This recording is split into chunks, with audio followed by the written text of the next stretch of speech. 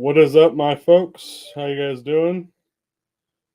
It's Friday, another live stream. Give you guys a second to get connected here.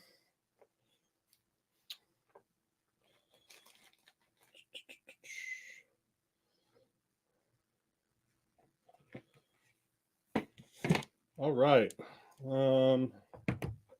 Let's start off with hellos. So first off, hello, Joey. Hello, Chris. Nice to see you. I didn't see you, I think, last week, so I wonder what was going on. Oh, or I just missed you. Tyler, hello. Joey again. Hello. CJ, hello. Nice to see you. Thank you for joining. That's probably enough hellos for the moment. But man, it has been a heck of a week. We went over, we did our typical 2 videos, but our 2 videos this week had a lot more in them than just like the basic topics. Tuesday's video was talking about the traditional ways to tailor a can to subsonic builds. We talked about, a little bit about, how we were going to do the real long can and whatnot and what went into it. And then some of my reasonings behind some of that. And then today's video had a ton of topics to cover. There was a little something kind of for everyone. First off, there's been a crowd of people who have asked me for literally a long time, when am I going to do a longer can? Well, now you have a longer can data. This was a recore, so I actually have the data from what was previously in this can too that I could give you guys. But that can was kind of just a mishmash of just lots of different cone designs. So it's kind of fun because it was a Frankenstein, but it might be something I'll throw up there at some point just so you guys can see the data. We got Pocket Cone version 2 data published off the Pulse this week. It was very funny because I didn't collect that data. Ryan did, so they did it in pen. I sent that can out to them more or less because I wanted the raw data on it. And he wrote me and was just like, what the fuck, right? Like, this thing is so good. How can this thing be so good for a 8-inch 1.50D tube can with more or less nothing too crazy going on, nothing coaxial in it, right?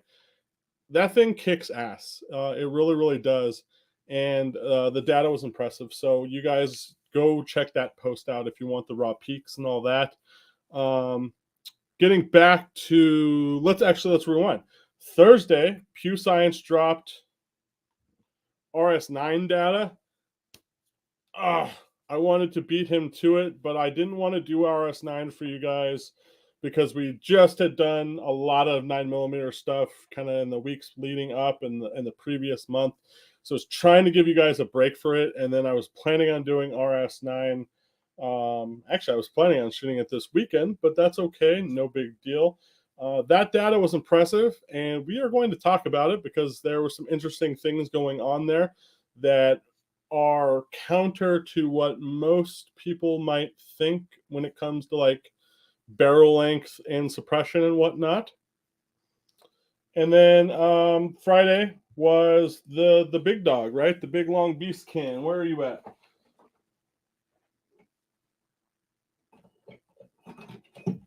Which we just posted a little bit ago, so I don't know if you guys have probably even really gotten a chance to watch all of it because it was only about an hour and a half ago. But typical cans we shoot in the full-size realm are around 8 inches, depending on what mount and stuff we're using.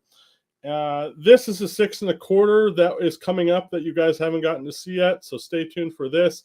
This is a dedicated 5.56 can. That data is coming. Selective venting.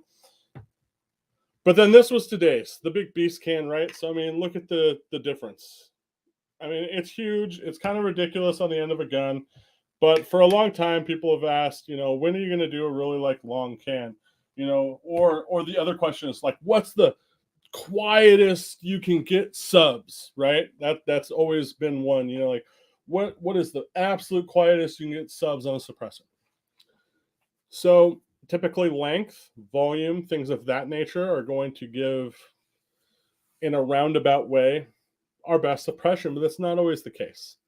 But it really just depends because everything revolves around, on at least on a semi-auto or a full auto, when the bolt is going to open it in relation to, the pressures in the barrels. That's where our source of noise comes from at the shooter's position.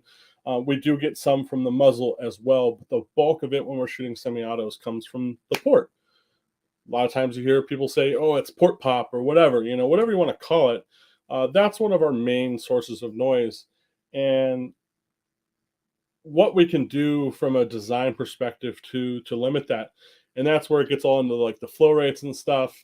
And then long story short, people tried a million different things to try to control that, right? You look at Surefire OBC or OBE, LMT's enhanced bolt carrier. You got things like roller delayed blowback guns and stuff like that, all in an effort to keep that bolt closed longer. Now that can be for reliability purposes, full auto purposes, but then there's also to take into account suppressors, right? So our cans, we tend to have this balancing act going on where we're trying to delay bolt opening without hurting what's coming out in relation to the muzzle, because then that comes back at us too. So we're always looking for this odd balance. So what did a long can do for us? Well, there's some other considerations we looked at when we shoot a long can. It might be a little counterintuitive, but when you go and you could build this can and this can the exact same way cone-wise with the exact same cones, right? Same baffle, same blast chamber and everything. This can will have a lot less back pressure than this can because it's not being delayed that exit event, right? So while we have all these additional cones and all this additional length, where in the spectrum does that help or hurt us? Okay. Now, bolt guns, completely different. No bolt opening, none of that having to worry about. We're literally just trying to pull gas off the center line, keep it, hold it, store it, gas trap. So there's a lot more to come on this. This week, we looked at basically those things that we just talked about, and then we looked at specifically data on subs, because this was a purpose-built subs can. We did it versus the LN, but that also allows us to apply all of our data to every single can we've tested. There's 14 or 15 now at this point that you guys can then look at all those designs and see, where it fell in relation. We'll do supers. We got 760 by 39 and 300 blackout today. We did 10.5-inch barrel on the two, and then we also added in the 7.5-inch barrel. So you can also look at that. And hell, weren't those results really interesting on the 7.5-inch barrel with this guy? That was pretty cool, especially when you looked at what the results were on a shorter can like this guy. So go watch that. But we'll also look at supers here soon. And then we're going to look at changing the flow rate in that can, because I do think we can get more out of it. At least I'm very hopeful in that regards. Good morning, Paul. How are you doing? So that covers what more or less came out this week as far as like videos from me, Pew Science data drops. We'll talk a little bit more about RS9 here in just a minute. We are still going to be doing the RS9, especially since a company just recently reached out to me and they want me to test one of their cans. They don't want it published on Pew Science. They want to on the Patreon, but they'll release the data themselves at some point. But it's going to be a good opportunity to shoot RS9 and a few other cans, maybe lithium as well, and those would get all posted on the Patreon. I'll work on them, see if they'll let us post it or not. We'll see. I have a feeling it'll depend on how it does, right? If it does really, really well, then of course they're going to be like, oh yeah, fuck it, go ahead and post it, So that's just kind of how it works in this world. Then if you guys were paying attention last night, today, I finally got my first Atlas Mini in alpha threads. And while people saw it, got a few questions about it, some things I want to clarify. This is fucking awesome. I'm already in love with this thing. It's a little hard to do it justice on camera, but I mean, it's first off, it's tiny. It's super light, right? And it's beautiful. It looks fantastic. I have an older Plan B family mount in Liberty threads versus the Alpha threads from Echo Machine. Also extremely functional, also looks really good. But I would say Darren really killed it, man. I mean, he knocked it out of the park. It's a lot lighter, for one.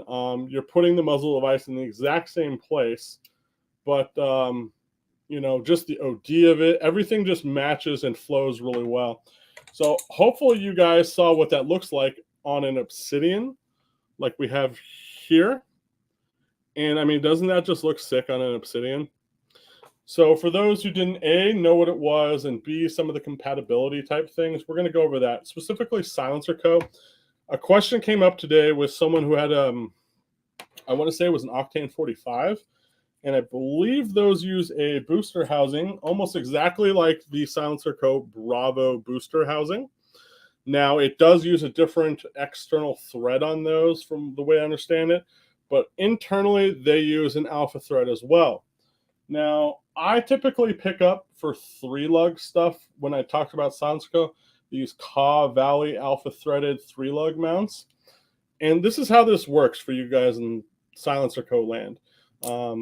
You typically thread these in to your booster housing. So the person in question wanted to lose the booster housing, and unfortunately you have to stick with the booster housing. The other part of this was they were amazed at how little threaded in, right? And I'll tell you what, the female threads here are super deep in the Silencer Co. housings. And even though we have a decent amount of length here, I mean, that right there, I don't know if you can tell, but that's already just barely touching. We haven't even started threading yet. So we're only going to get typically about 2.5 to 3 threads on these, but they seem to work just fine. I haven't had any problems. So then that brings us to, will the Atlas Mini work on Silencer Co. stuff with that are the cages, right? I'm not talking about tubes or whatever, threaded alpha. I'm talking about when they have to use them on the cages. I literally haven't tried this yet, so we're going to see. The difference is probably going to be a little bit better shown here when we look at what our piston retaining cap looks like on those cages versus our alpha. And as you can see, we're going to be a little bit shorter, but our first thread here at the end is only slightly further back. So we are going to lose a little bit, but let's see if this does catch enough to be usable.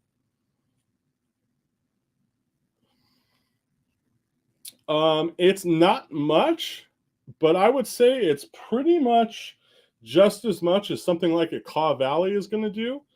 And while it's going to seem like it's not much, I have a feeling, obviously I have not tested this yet, that you will be able to get away with this. 9mm, it's not a lot of pressure, not a lot of gas volume.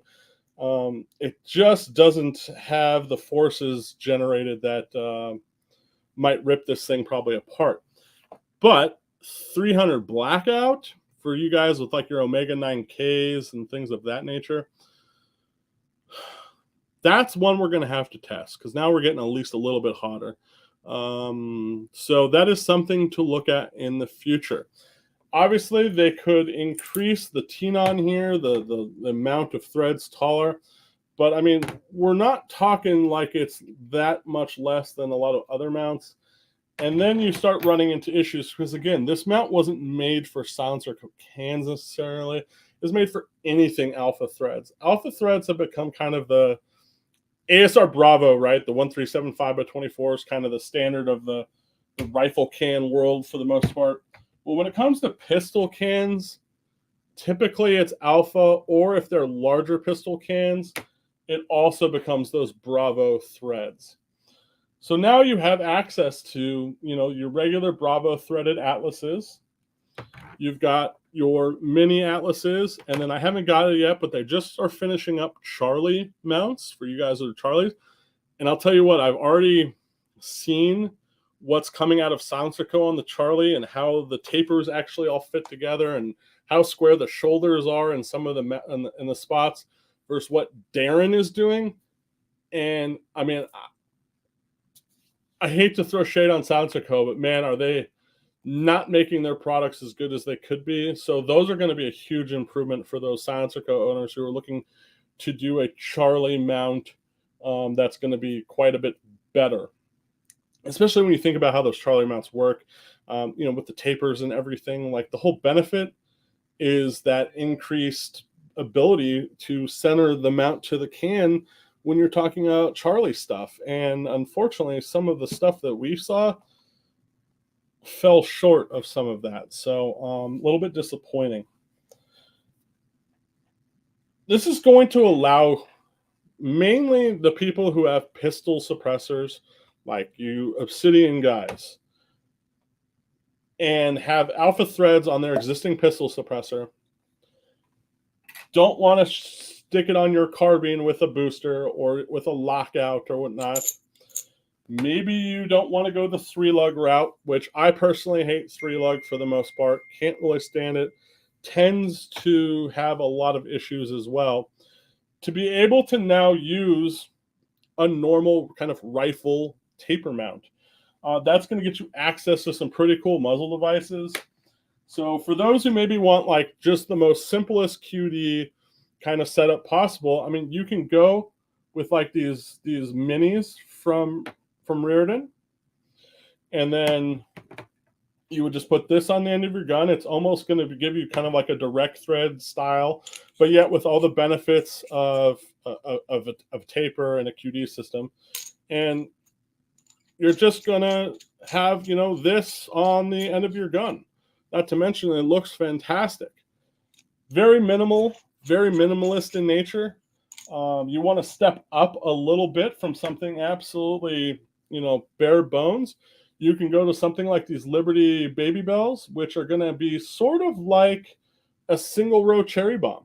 And if you know anything about that, when it comes to something like a diffuser, which is basically what this is, a little mini diffuser inside of a suppressor, it's almost always going to increase your level of suppression coming from that can.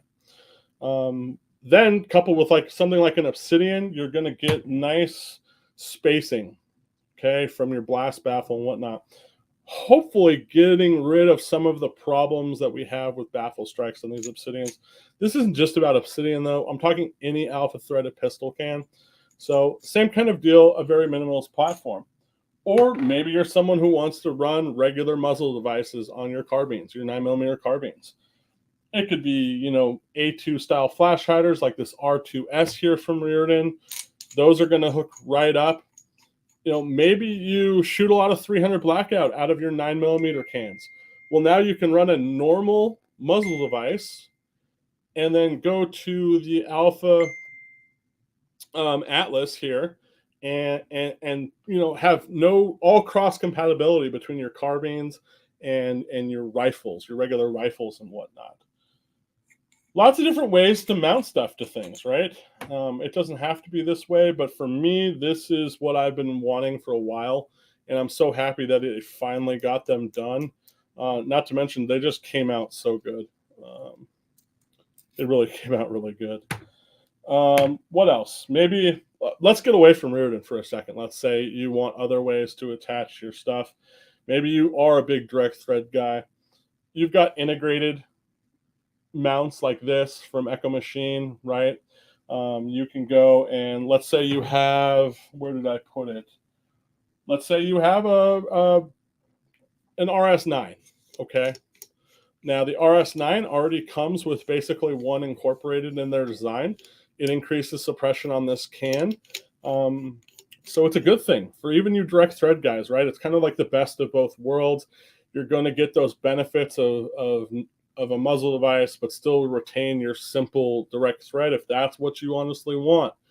Personally, I still think something like this then, or really this is the way to go then, but that's up to you. But let's say, you do want to run something like this. Well, then you can go to Echo and get an integrated mount. And, that's all it does is take the place of your regular direct thread mount, but now give you the benefits of a muzzle device of some sort inside. And something like this Gyrex, which is what Echo calls these, typically, and we've done it, we've tested it. You can watch it on the Patreon, but you're getting a 3-port diffuser that is in kind of a spiral route, and that helps kind of increase suppression as well. Not to mention you've got a little bit of a flash tip there. But that's anything. You could do this on regular rifle stuff too. Anything 1375 by 24 when it comes to that. So lots of different mounting solutions. For those who aren't so familiar, maybe with 3-lug, maybe you don't have a barrel that already has 3-lug on the tip. You can buy adapters like this. They also make tools like this. This is basically a socket so you can install it on the end of the barrel. I like it this way so I can temporarily do it because I really only use 3-lug if I'm testing something to see how it performs on 3-lug. But 3-lug, this is going to be for my Obsidian here. And basically what happens is you're able to push and turn and lock in real quick. It's pretty quick. It's still a taper mount, which is, I think, something most people don't realize. Like, you're still running on a taper as far as centering goes, but it's an interrupted taper. And it does use this longer tip here as a second kind of point of contact because it's not locking up with threads, right? We're not getting a joint where two things are coming together tightly. Instead, we're just getting a small spring that's holding it all together. And it can be very flimsy, let's put it that way. So there's some inaccuracies and things like 3-lug, but you've got a lot of options. Last option I can think of is something for you pistol guys, and we're kind of on the pistol topic, right? Let's say, again, you're in a pistol can, and you've got a booster, you've got your piston or whatnot. Well, you can get Griffin's either easy lock or cam lock, and then I don't know if this is, it's going to come across. It's going to mean you're going to have to put one of these on the end of your threaded barrel, all right, basically a little adapter. And what this does is it also has an interrupted thread. I've got a video on this as well, but you just kind of figure out where it's in those interruptions. It's really quick and intuitive, really, once you get the hang of it. And then it's just really about a quarter of a turn and you're locked. Not the best lock in the world, but it's functional enough for things like 9mm, 45 ACP, other pistol calibers like that. But the point I want to bring up with this is, let's say you are just that direct thread guy, right? Let's say you got your Gyrex or whatever, and you're going to throw it on your 9mm carbine can, and that's what you like. That's okay. That's totally okay. But let's say you do then want a QD way still, right? Some way to on and off detach. And you want to get away from having a piston because you're going to be shooting on carbines. Well, Griffin then sells these adapters. This adapter will thread in. This is a 5/8, so this is a 1.5. It'll basically thread in and stay on the end of your mount. You'll then put this on whatever firearm and keep it on there that you want to use with this system. And then same thing. Now you can access this. I love these for 22 long rifle. I mean, 22 long rifle, that's where the vast majority of direct thread mount cans is going to be. And this gives you the ability then to go out in a simple way and have kind of a QD way to mount and remove things. So I basically wanted to talk about this just so you guys knew that these new Atlas mounts came out. And then the fact that I was getting questions too about like how it all worked with like the booster housings and things of that nature. So now I get to write Darren back and tell him how it actually fit and everything. Because he didn't have an Octane 45 on hand today when a customer was asking him how it works. So we kind of got in a little debate about that. And then I don't know if it was the same customer or not, but then I got a message as well. And I figured, we'll cover this tonight while we're in our little live stream. So that covers all of that. There is an atlas coming out, and even another one for you guys with your Dead Air Obsidians. I can't wait to get it, but you'll be able to put an atlas, a very small atlas, on your Obsidian, and same kind of deal. You'll be able to use muzzle devices from Rearden or Liberty on it and connect your Obsidian to your carbines or fixed barrels, of course. Hopefully soon. So I'm super duper looking forward to that. I'm hoping at some point he does an atlas in Liberty threads. While I love Echoes, I really like Darren's a little bit better. But same kind of deal for you guys who have Liberty threaded boosters. You can pull off your booster, or whether it's internal or external, and throw on a QD mount now and have the ability to run that on your carbines. Okay. Any questions, feel free to drop them in the chat here before we move on. I've run a lot of carbines this way for a long time. I used to use these old SDTA mounts on a lot of them. It still has a muzzle device stuck in this, and I would actually just leave them in there and use them as direct thread back then. But I'm really looking forward to ditching this kind of stuff on a bunch of my older cans especially. I couldn't remember if the CGS Mod 9 was alpha threaded or not. So I'm going to try that real quick, because that was going to be another one that I think would benefit for you guys who want to, have dual use.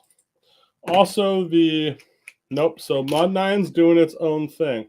I wonder what it is. Let's try Liberty threads real quick. Dead Air also has its own thread. There's less standardization in 9mm stuff, but alpha is getting popular.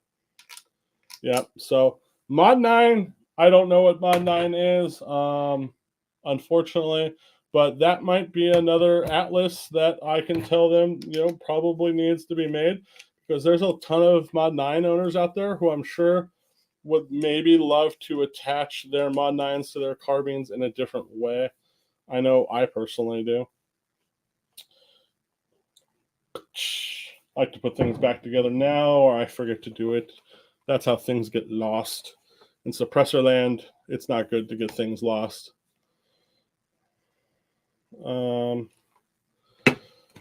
Okay, let's talk a little bit about Pew Science, just because I want to talk about one thing.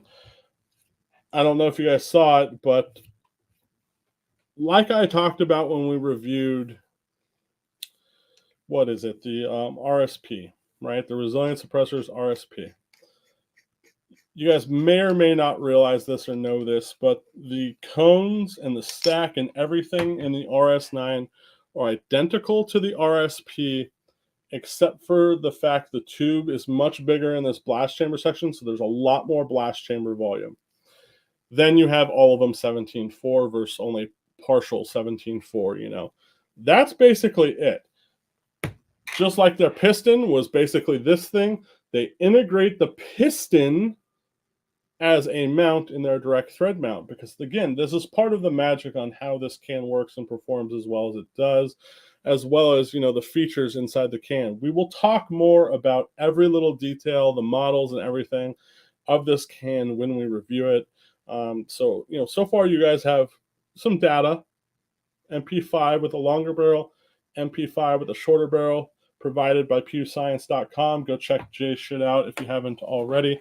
We're kind of doing this thing, right? We both exist in this suppressor testing world, trying to do good things. He's going to give you that raw data, and then we kind of take it a little bit further, right? A little more hosts, typically subs and supers a lot.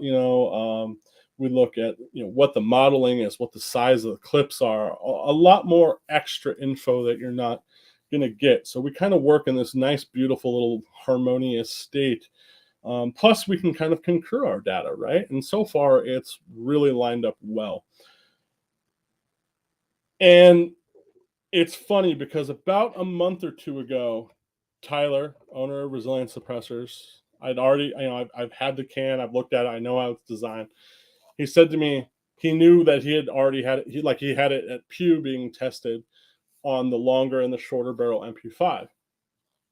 Now, most people think longer barrel over, a shorter barrel. That barrel is going to burn up powder. That barrel is going to bring down pressures. Typically, that longer barrel firearms end up being quieter, right? Well, again, going back to what we're talking about, bolt opening, when the bolt opens, extremely important.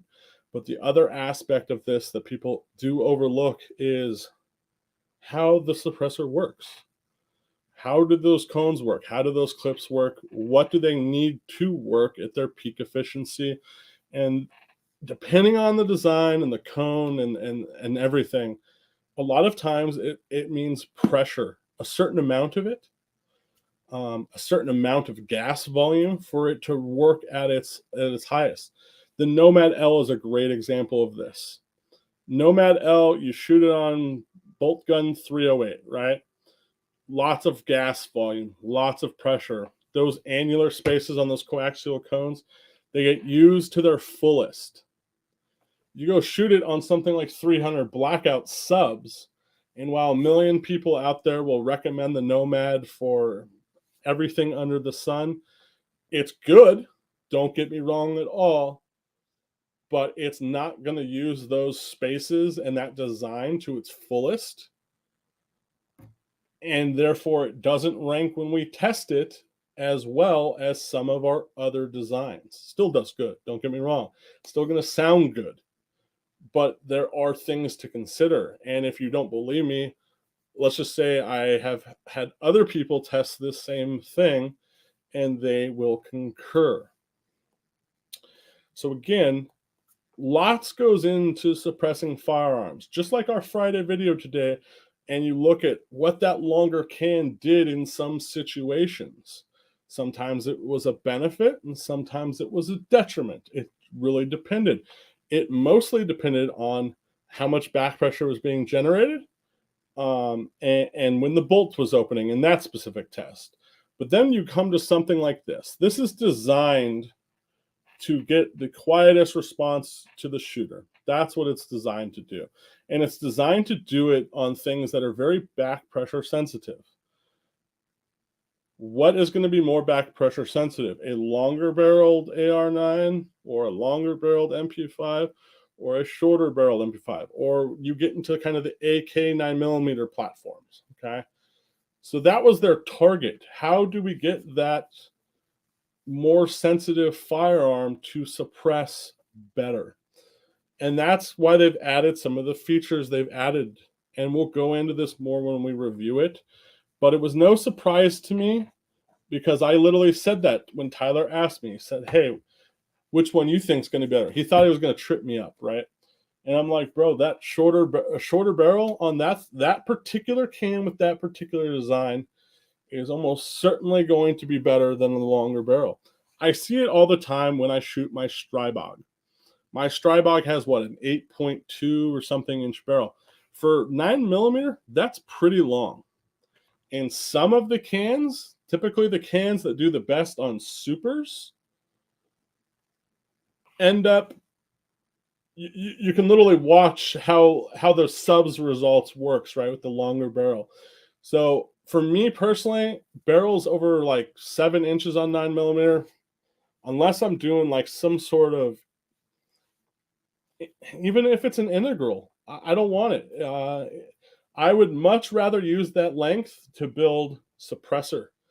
And then I would much rather use that length to build a can that handles those higher pressures and is more efficient with it. Then I get a smaller total package as well. So pretty cool data. I know it kind of shook a few people who wouldn't have expected that. Now, 5.56 is a little bit of a different animal. Typically, even in 16-inch realm, 18-inch realm, it's still very violent. And therefore, the longer barrel the pressures are still fairly high. So those same designs still tend to get quieter with the longer barrel. Because again, now you're talking a cartridge that's designed around 20 plus inch barrels originally, right? It's again going to also matter on the suppressor, but there are lots of considerations in there, and you can't just throw away one design or say one design works really well on like without having a better understanding. For example, the Hux Works, the new 556K can, that can is predominantly same kind of thing, trying to do similar things to what this was doing, trying to suppress 556 on things that are more sensitive to back pressure. So that's why it works so well on that MK18, right?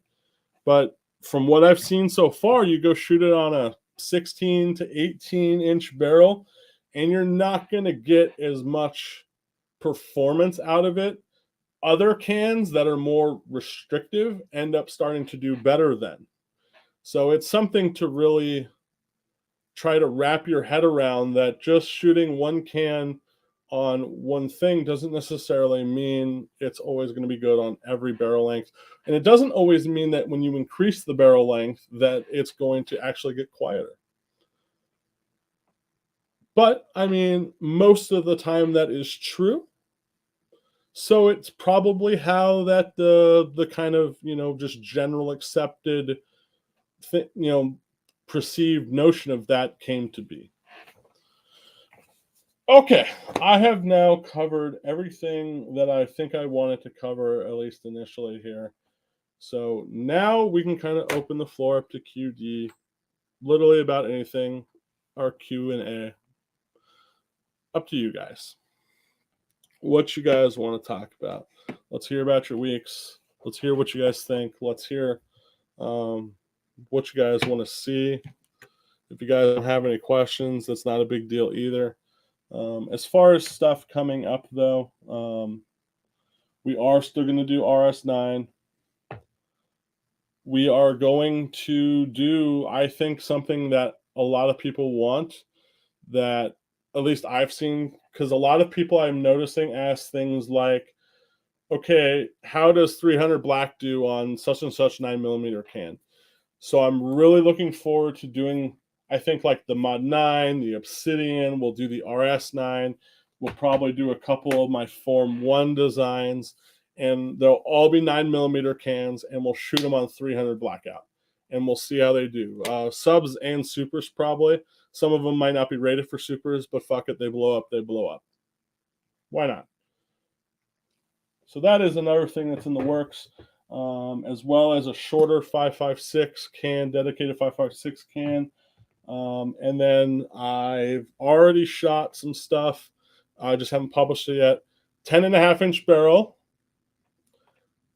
carbine length gas system, 556 versus 12.5-inch barrel, mid-length gas system. Haven't looked at the data yet, but I'm telling you what, so far shooting that mid-length gas 12.5 is so much different, and it's fucking awesome. Okay, let's get to your guys' stuff. Paul, hello. Thank you for showing up. What's up, ladies? Thank you for showing up, Kilowatt. Are there any instances of a project running louder with a longer barrel? Yes, there are. There are absolutely instances where that will happen. I can actually think of one fairly recently, but I don't remember what all the details were. But I had someone literally write me, and they were like, I just finished my can. I shot it on, what was it? I forget what they were even shooting now, but they shot it on a couple different hosts, right? And the person was just like, I don't get it. My really short barrel, this can is sounding amazing. It sounds so good. But I go to my longer barrel, and it's louder than my shorter barrel. What is the problem? What is going on? And that's what it is. A can doesn't always perform better on a longer barrel. And then some designs don't always perform better on a shorter barrel. It's one of the reasons we actually test on shorter stuff, because typically, for the most part, right, longer stuff gets better. The suppression normally gets better, but it's not always the case. But then let's talk about people who test on longer stuff only. Longer stuff, like let's say you test a really restrictive can, really low flow rate can on something with a real long barrel.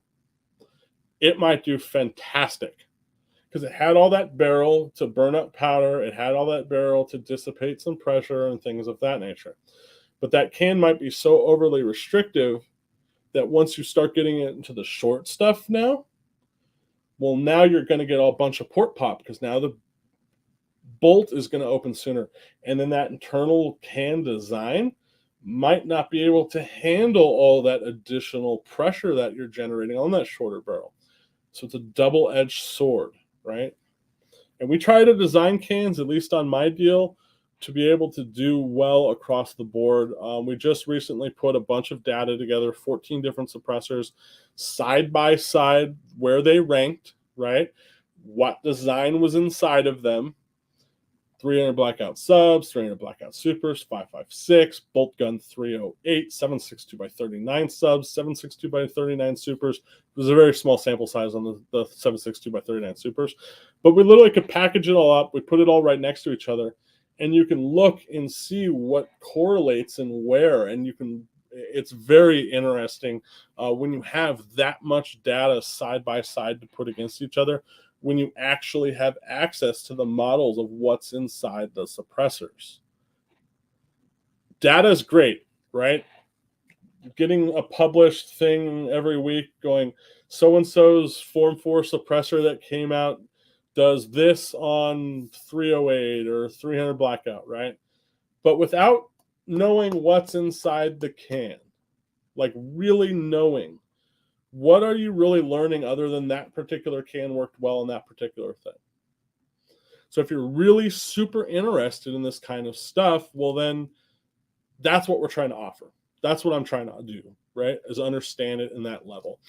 And the beauty of that too is with like this recent last big video and set of data, you can now cross correlate and you can go, okay, I'm really looking to buy a suppressor. Let's say that's going to be on my 308 bolt gun, my 6.5 Creedmoor bolt gun, but I plan to use it on 300 blackout subs as well. Doesn't matter if they're Form 1, Form 4, whatnot. You can go now to that data and you can look at, okay, the 308 section, because 6.5 Creedmoor, 308 bolt gun, all basically the same. And you can say, okay, what were the top 3 or 4 cans that have done so far well on 308, let's say. Okay, what's inside them? All right. Well, now let's go over to 300 blackout. What were those top 3 cans? And then you can look to see if there's any, if the same name pops up, right? And if it does, well, then you can look at what's inside. And then once you know what's inside, well, let's say you want to go to the Form 4 market. Well, now you can look in the Form 4 market for cans that exist in the Form 4 market that have features similar to those. And then you'll already know, without testing it yourself, without anyone telling you anything, that design will probably do well and do what you need. Hopefully that makes sense. I got an RSP and I can't wait to shoot that thing. Yeah, it's such a cool can. It really is.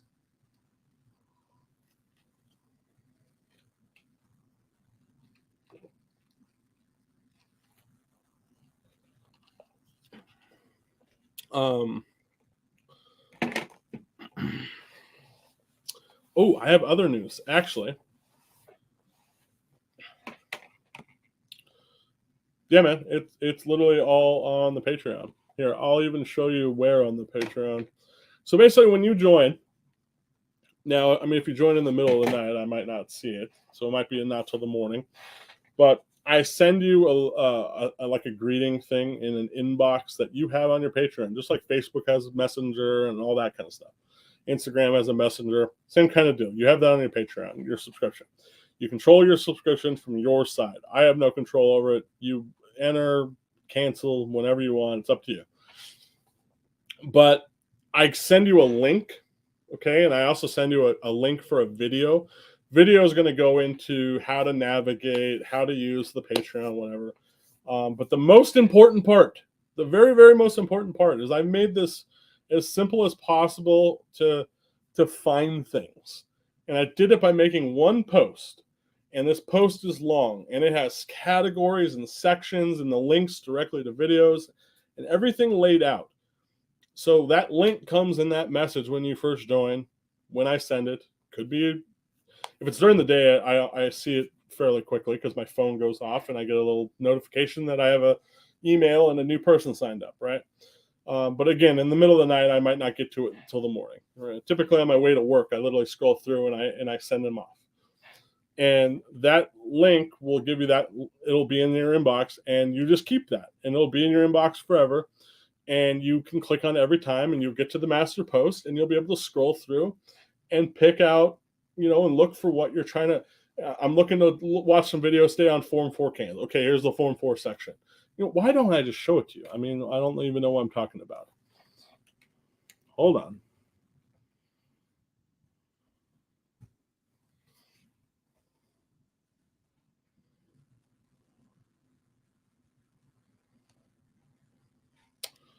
All right, let's share my screen. Yes, I have experience with Whip Machine. I'll talk about it as soon as we're done with this.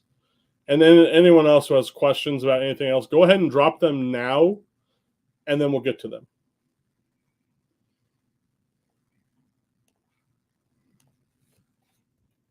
All right, let's make sure you guys can see this well. You can. Okay, so here's the master post, right? It's dated October 26, 2021. That's when I originally made my second master post. But you just have this link in your inbox. That's an old Discord link, so sorry you're not gonna be able to get in there without messaging me. So you're not getting any freebies here. I have a little video here about my metering process, so you can kind of understand it. I actually need to update it because we have tweaked a few more things since that last one. But I basically put all of the stuff that's happened over like the last 2 to 3 weeks in this first section. It goes newest to oldest. So I haven't placed today's video up here, even though it's published, because I was in a rush. But you'll basically have what we've done in the last few days, okay, or the last few weeks. That's great. That gives you a quick and easy way to kind of see what you might have missed this month or whatever. But then you get into sections like this. So first off, we have to name every suppressor, right? So we know what the hell it is. Typically, an abbreviated name, the name has some value to it, right? For instance, the LN control can. We test everything against it. We use the variance difference to then rank things. There's a whole video on how this all works. But say you watched a video on a certain can and you wanted to know what was inside of it or how it got to it. Well, you come to this guide and you find the name. Okay, you heard me talk about Pocket Cone version 2 can earlier.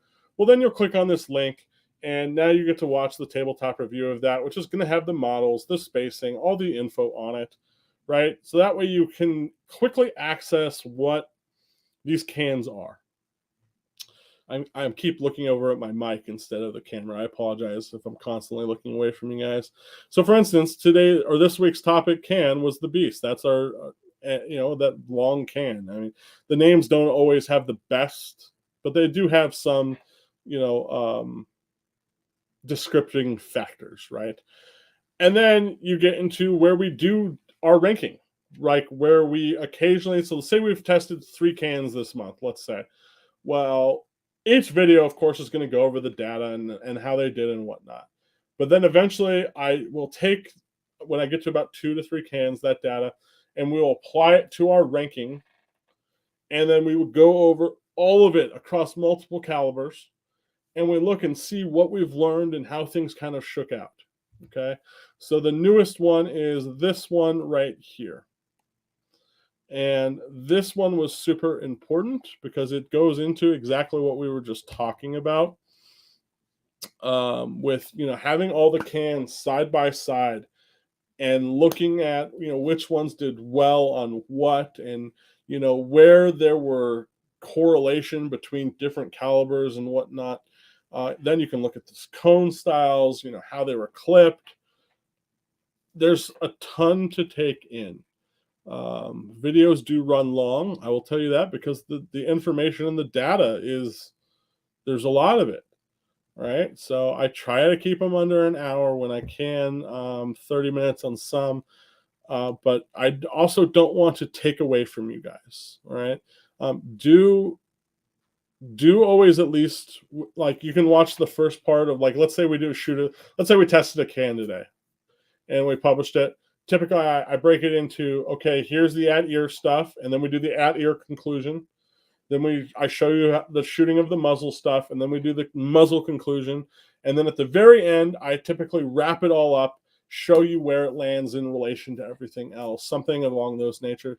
So if you're not interested in muzzle data, you can skip that, but don't skip the whole thing, right? Because there is like a final last conclusion to the conclusion.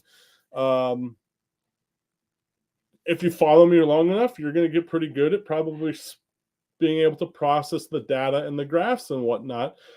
I've got it to a point now where we've even added color coding and things of that nature. It's getting pretty fucking slick because I'm trying to help you guys understand it as much as possible because it can be a lot, right?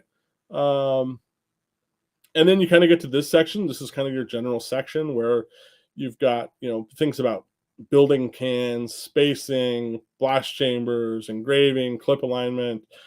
Just, I mean, it goes on and on and on. You got the bolt carrier stuff like we were talking about earlier in the video, delaying bolt opening and things of that nature, those tests. A little bit about simple modeling and drafting for those who are, because again, we do a lot of Form 1 stuff, right? So people are trying to learn how to do, be a Form 1er. Some stuff about making stuff and here we get to kind of some of our Form 4 related videos, right? So we've broken them out from our normal. So far this year, from a rifle perspective, we've done Nomad L and Hyperion on, again, 300 Blackout, 5.56, 308, etc. And we really only do Form 4 stuff. We cherry pick like the best Form 4 stuff or the stuff that makes sense from a data perspective to bring into where we're at. And it also gives us the ability to look at our designs and see how they're performing against the best in the market. So the next one that's probably going to go up from a Form 4 perspective would be Enticer, right? It's got the best current 300 Blackout at ear results in a fairly small package, a fairly simple design on 308, 300 Blackout for the most part right now, at least by Pew Science's way of testing.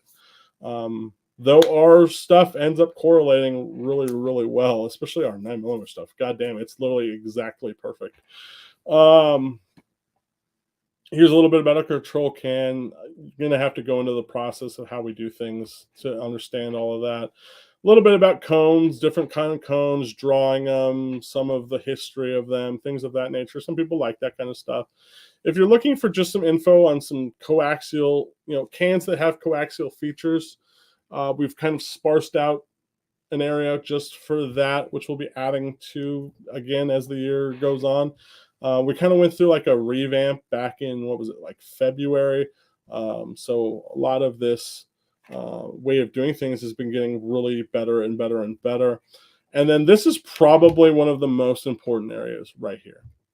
This is where we've been making some of our biggest breakthroughs and our biggest understandings in how the rate of flow in a can affects overall suppression across multiple calibers, as well as cone styles and porting and selective venting and things of that nature. And that all started literally from one can to the next can to the until we get to it. And while this seems deceptively simple, this section here, which is literally a lot of time, has been one of the sections that has taught me so much about suppressors. And I'm very happy to have been able to share some of that with you guys. Case size, smaller suppressors. We don't do a ton of small stuff, but we are, again, like I just showed you guys earlier, we add it when we can and when there's a reason to add it, right? So that's where this section is. And then I kind of do have some stuff broken out by just the cone style. One of the predominantly most used cones that we do use, even if it's only one or two in a can, is something I call the single step 50. You can watch all the videos about that. For you guys who are Form 1ers, you're going to be familiar with some of these names like Super Dupers. Doesn't matter if you're a Form 1er or not, because it's all really just about the shape of cones stacking. What when they're stacked, what kind of chambers do they form? What is the best potential clipping? How when should you use different shapes in different parts of the can? This all applies to Form 4 if you're just a Form 4 guy, right? Because then you can take this knowledge and apply it to that and look for you can get to a point if you're really good at this and look at a Form 4 can that comes out in its design and instantly know if there's any chance it's going to beat anything at all, right? Or where it might land in regardless, of something else and whatnot. So yeah. And then for those who are big in mixed geometry, like myself, I am a big believer that one style of cone in an entire can is not the best approach. Um, this section will show you why. And then you get to some of our different series, like we did a can recently this year that was freeze plugs. And we did it a bunch of different things, from literally the approval process to the building process, design process, testing process. Don't count this one out. It's an interesting series. The data was highly interesting, especially the 556 data. Our valve spring retainer converted to a dual angle cone, that series. Some stuff on 350 Legend. A lot of stuff on 300 Blackout, my development of a load on 300 Blackout subs and supers. What does velocity, the burn rate of powder, the barrel length, and the type of suppressor end up doing? Like, which are the best for, which gives you the quietest at ear? There's a lot more than just building a 300 Blackout gun, throwing a can on it, and going out and shoot it. Not every ammo in 300 Blackout is going to be as quiet as it could be, right? So where is that sweet spot, for instance? Or how about supers? Same kind of thing. Manufactured ammo, hand-loaded ammo. And then there's some about that. And then you get into kind of like the mounts, the muzzle device. Muzzle devices and mounts play a huge part in how good your suppressor can be. Don't count them out. I've literally seen some chemo muzzle devices make your can 5 dB louder. And I've seen other cans that where it makes it a little bit quieter. Sierra 5 is one that actually does really well with a dead air muzzle device, but for the most part, dead air muzzle devices tend to be louder. But there's a whole bunch you can watch, and you can look at flash and suppression and all that. And then we finally get into kind of the pistol caliber stuff. And it's the same shit repeated, but now on pistol stuff, right?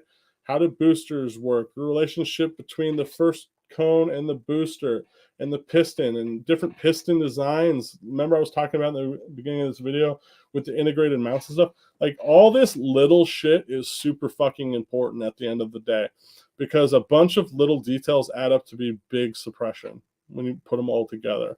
You can't overlook it. Pocket cone stuff, Form 4 stuff from Obsidian, Phoenix TL, Mod 9, RSP, and growing. And then we get to our 22 section, which is small, admittedly small.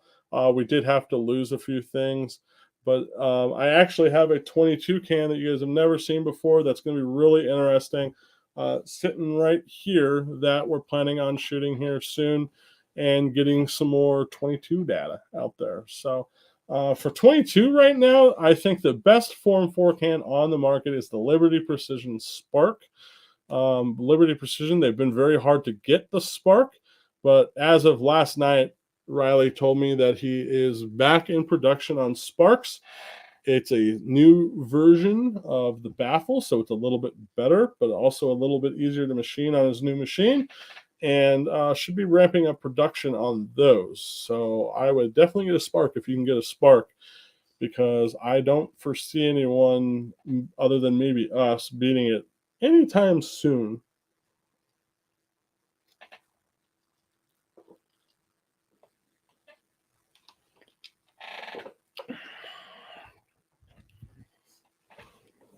All right, next question.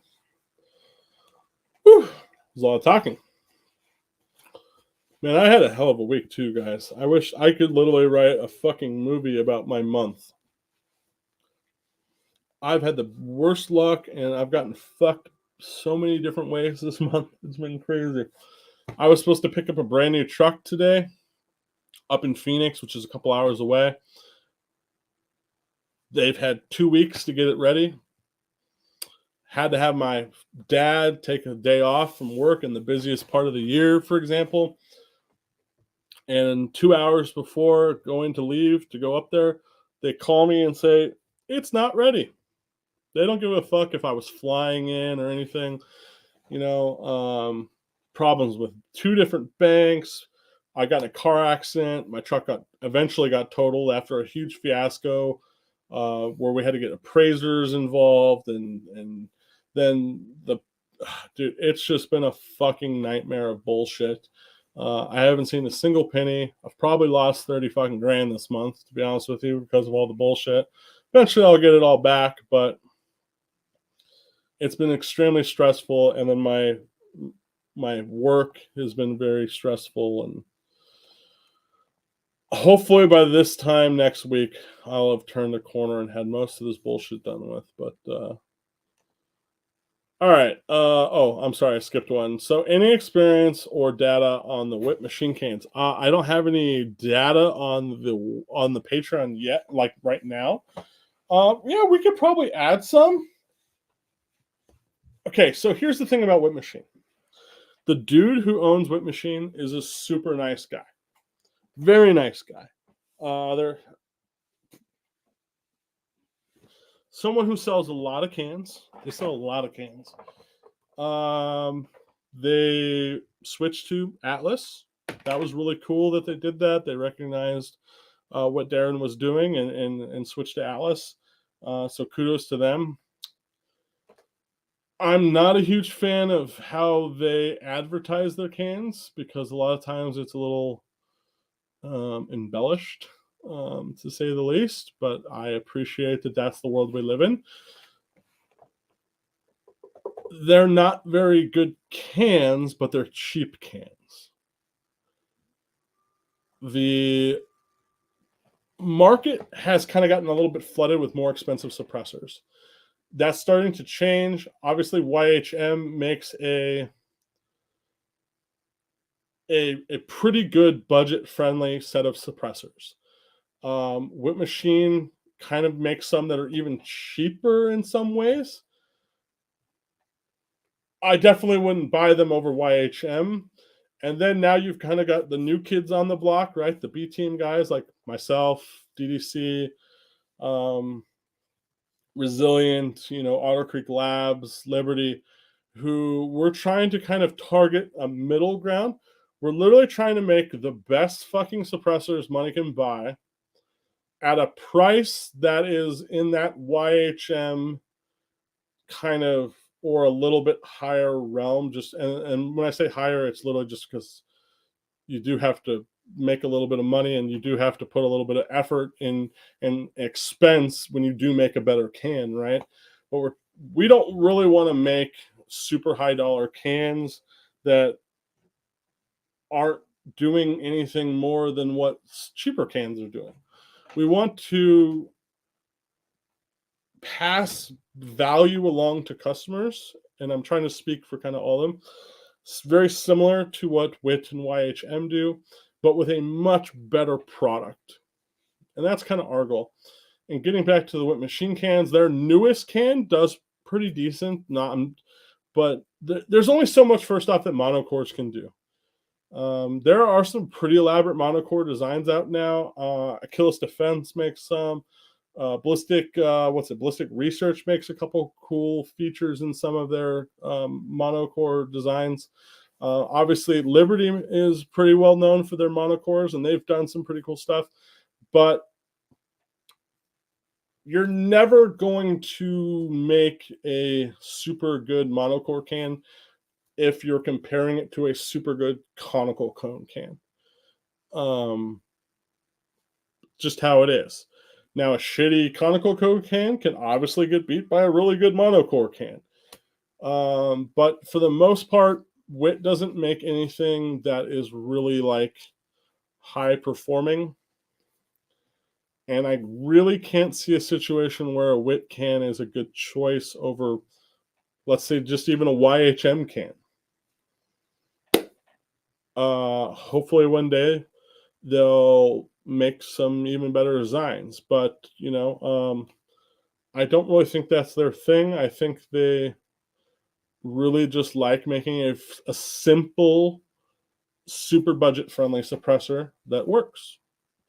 Doesn't work that great, but it does do some level of suppression most of the time. And like I said, the newest one works much better than the older ones. I hate commenting on this kind of stuff too, because like I really like them, right? I like the people. I like all suppressor companies, but it's tough because this is a world where we, have to compare each other.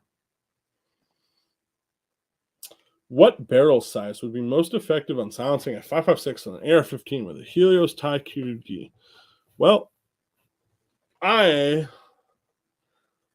would say currently, if you're looking for the absolutely best balance of length, so the shortest possible length, with the most possible suppression, and a setup that is going to be fairly friendly to a little bit more restrictive style designs, 12 and a half mid gas, baby.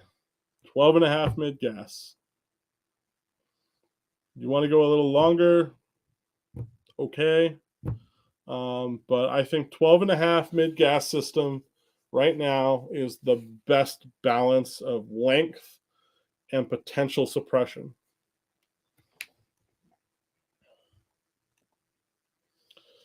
Rough month. I'll be throwing my money at the Patreon soon here to help the recovery. Man, this entire year,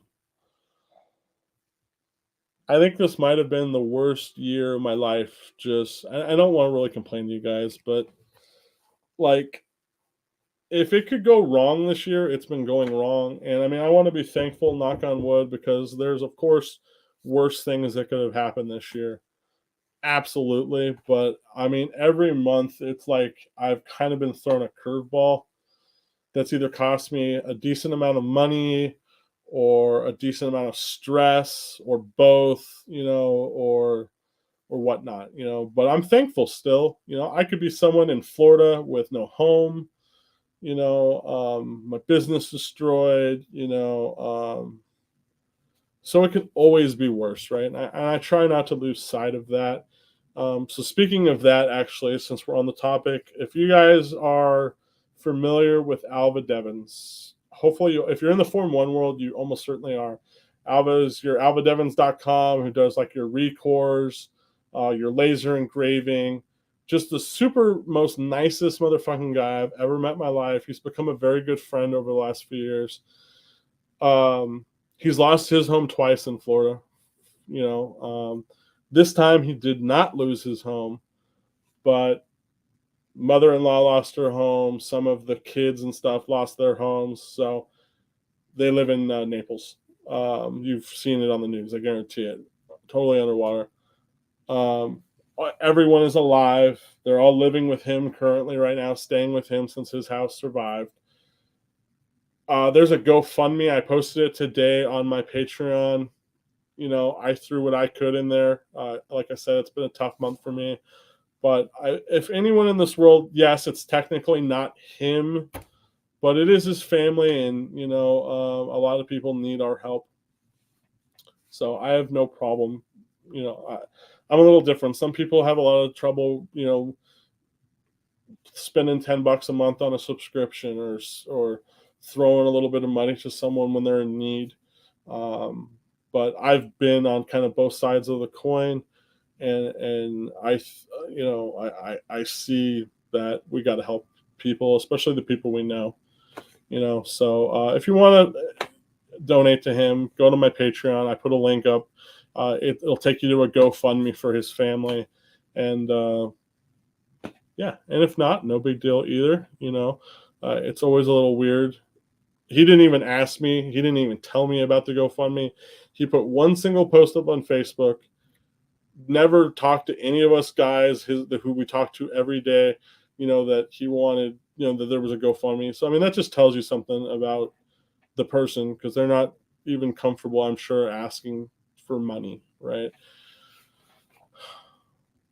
But it is what it is. I mean, you get in these types of situations. So I don't want to stray too far off the course here, but those Florida people, I mean, it sucks. Yeah, they live in Florida. Yeah, it's a hurricane world, and they should be used to it, and they knew what they were signing up for.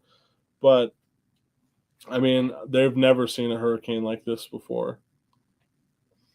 And I mean, it just is what it is. A lot of flooding happened in there's certain zones that are like flood zones, right? There's like 100-year flood zone, a 500-year flood zone. Well, a bunch of 500-year flood zone stuff flooded, meaning that this area probably doesn't flood more than once in 500 years. So the odds are extremely low, and a lot of those people have no insurance. So, it sucks for them, and it is what it is. Have I considered contracting cans to law enforcement agencies? I have mixed feelings about that. It's government contracts are great to make money, right? You look at guys like Joe Godini, right? Who the original Omega Baffle, SWR. He made $100 million, according to him, just on the grit pod alone from the government back in whatever. That's just the fucking grit pod. So that's fantastic. I'm all about making money. At the same time, law enforcement, for the most part, I really love law enforcement. Always been a pretty big supporter of law enforcement. They're not perfect either. But the other flip side of that, too, is that they typically need equipment that is very different than what you or I would want. Now, I know there's a lot of following and, okay, so-and-so just got a contract for this. For an example, what was it? KG Made, when they got their FBI contract, right? Fantastic for KG Made. But does that particular can instantly become a gold standard because the FBI picked it? Does the FBI even have a process to know how quiet a can is? Does the FBI even care how quiet a can is? Or does the FBI have an arsenal of M4s, let's say, just like the military, same kind of deal in the military. And they have a bunch of people who know absolutely asshole fucking dick about fixing their AR, using their AR other than pulling the fucking trigger and hitting what they're aiming at. So then, therefore, do they want to tune ARs? Do they want to have any sort of issues at all? Or do they want a suppressor that can literally stick on the end and it works reliably for a bazillion rounds, let's say? Don't care what the results are, just that it goes on there and it suppresses some. Or the other side of this is flash suppression. The military puts sound suppression on its priority list in like the 3 to 4 category. I know this because I know people who have gotten government contracts for the military and are actively selling cans in the military and actively trying to sell cans in the military. And the military, for the most part, while they would love the quietest can possible, it's literally like number 4 on their list of requirements. What they really want are things more like the OSS type stuff, right? They're getting some suppression, typically no downfall to attaching the can on the end, right? It's not increasing wear. It's not, it's super brutal simple. It's not making the insides more dirty or whatnot because, again, there's very low back pressure. But at the end of the day, you need back pressure for suppression. You need that back pressure to occur. You can change when that back pressure occurs in relation to bolt opening, but you need it regardless, okay? And flash suppression is one of their biggest things, at least on the military stuff. But even that gets tricky because having low back pressure typically means designs that have a high rate of flow, which typically are going to lead to more flash. So it gets very difficult to balance all these things. So you kind of end up with a can that isn't anything like what you, the civilian, might want. You're probably willing to run an adjustable gas block, or you're probably willing to put a different buffer or spring in, right? So already instantly a different cane design would be better probably for you. You could get more out of it. You probably also aren't looking to shoot 50,000 rounds, a lot, some of it full auto or whatnot, right? So you see how a military or a law enforcement choice isn't always probably the best choice for you. I mean, look at some of the vehicles law enforcement has chosen over the years. Crown Victoria, things of that nature. Like, does that mean that is what you would be the best choice for you? Does that mean that, Also, the big thing about the military and police are they have to buy a lot of something, and they need that something to be cheap. And they need to be able to get it. And then the other side of the most overlooked thing I think there can be is that there's only certain companies allowed to even approach the military or law enforcement because there is an entire process to even become a company that can sell to those people and whatnot, right? So for you and I, we see the commercial market as let's say 100 different suppressor companies. To the military, they see the commercial market as 5 or 7, or maybe 10, right? So they've already limited themselves to this little chunk of companies. And then they have a very different set. So when people choose a suppressor because they saw it on SEAL Team TV show or whatever show, it's not a very good way to choose a suppressor, okay? It's just not. You choose a suppressor based off what you want out of a suppressor. Choose a rifle out of what you want out of that rifle. And then look for something that meets that criteria. And everyone's criteria will be different.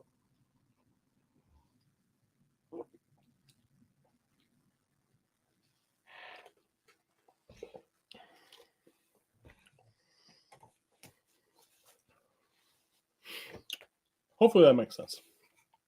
But anyway, I will happily sell the military and law enforcement agencies suppressors because that money then allows for more money to scale up and sell more cans to the public, right?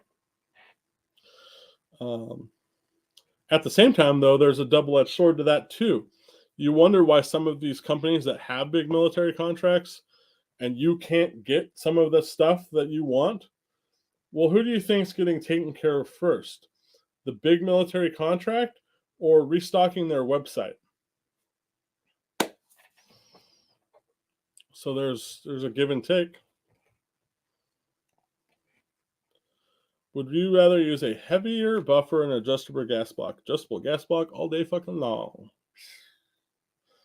All day long. Try to think of it like this. Like, I'm trying to think of like a metaphor and an analogy. Why is he calling me? I'll have to call him back. Let's think of an analogy here. Like, or people who like to adjust their gas system at the bolt carrier group. I don't get that at all either. It's like,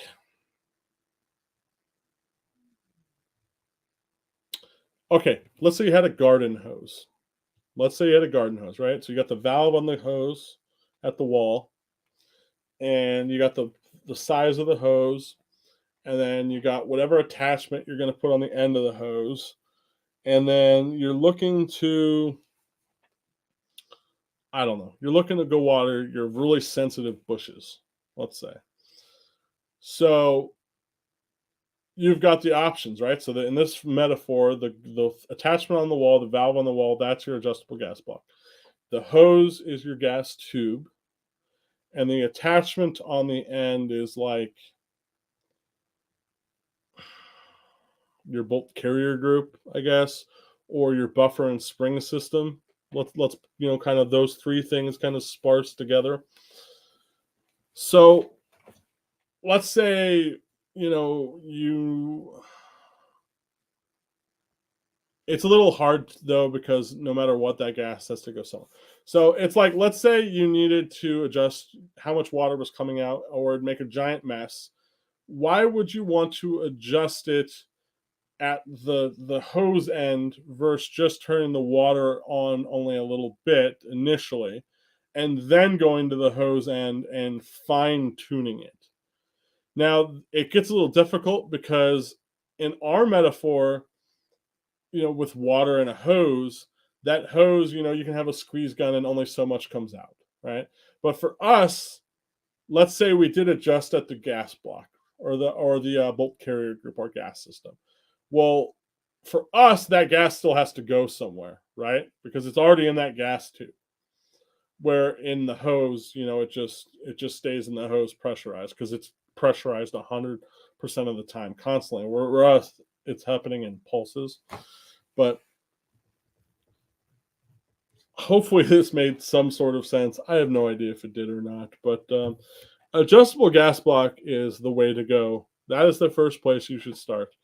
And then you can fine tune with bolt carrier group adjustment if you needed to, whether it be delayed carriers or enhanced carriers or carriers that do have gas adjustment, though at that point you wouldn't need it because you're adjusting at the gas block.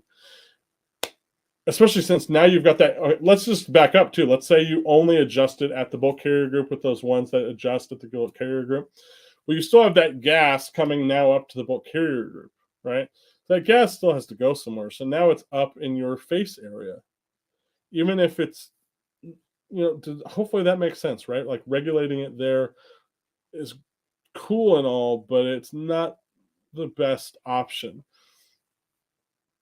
And then buffer and spring, right? We want this thing to be as reliable as possible. So trying to just stick a shit ton of weight in there instead of just adjusting your gas down, does that necessarily make sense either? I would say if you're really interested in this shit, go watch the LMT enhanced bolt carrier with delayed cam path videos, because it is not going to be the result you might think it would be. When the bolt opens, even if the pressure in the barrel is lower, your bolt speed plays a huge part. So let's just use like super simple numbers. Let's say you have, I don't know, let's say 50 psi of pressure. Let's keep it really arbitrary at your bolt carrier group when it opens, coming out of, and going to make noise out of your bolt area. And your setup, you've got the bolt is going to open and then fully close in,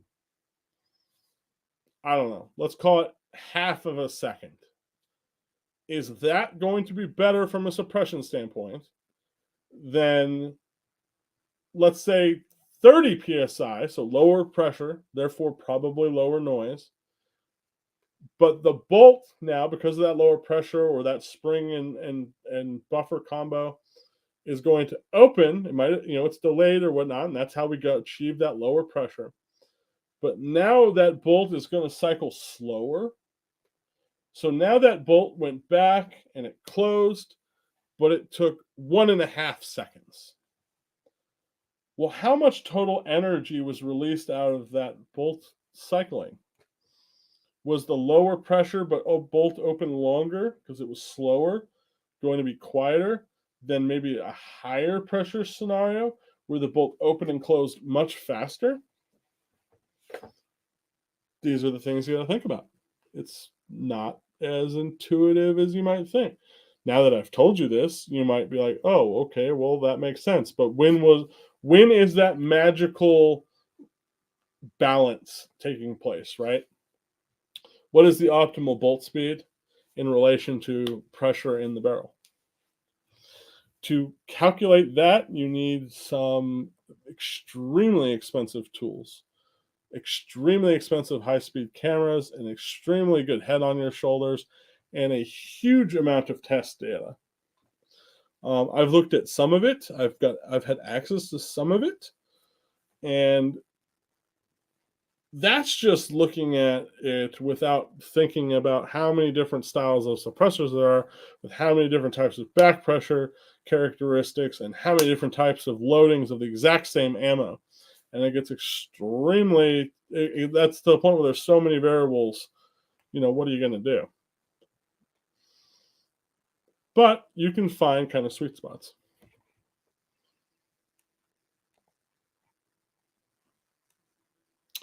Will I make a video on the Patreon covering your process for rifle tuning? So actually, this is something I've been giving thought to now for about 7 months on how I would do this. Because again, the variables are endless, right? Like give me a second. Let's just talk, let's get real here.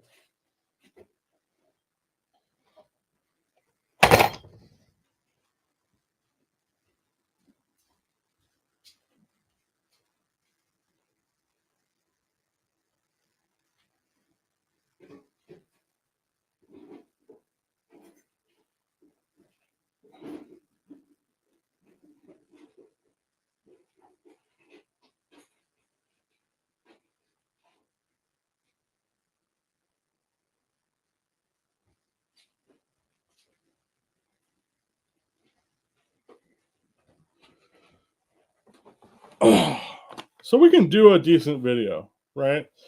But there's no way to do it in a way where we find the optimal spot for everyone. Every single person is going to kind of have to come to a conclusion on their own. Because let's think about it. First off, I mean, there are literally a bazillion different weights of buffer. Okay. I mean, we got things 9 ounces heavy to 1.5 ounces light, right? That's just buffers. We've got adjustable gas blocks so we can regulate our gas. We have different length buffer tubes from carbine to A5 to rifle length, pistol length.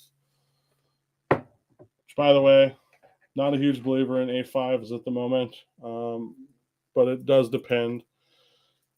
Then you have springs. So many different springs.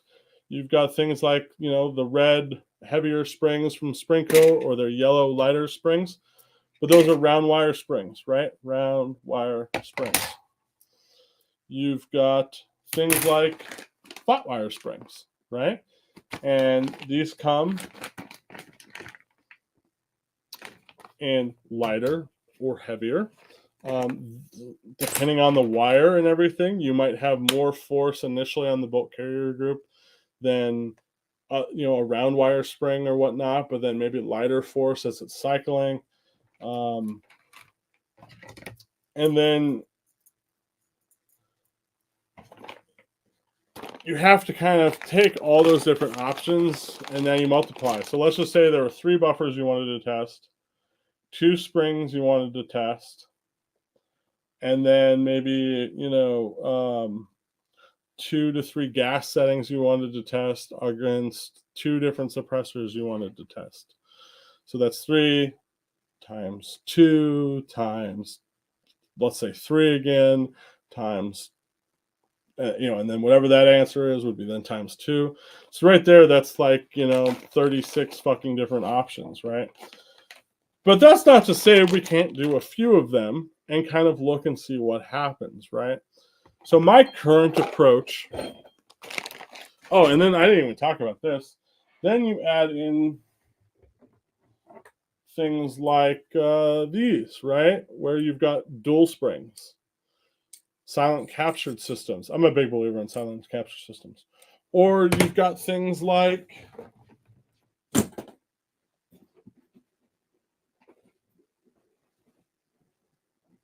hold on, I'll find it.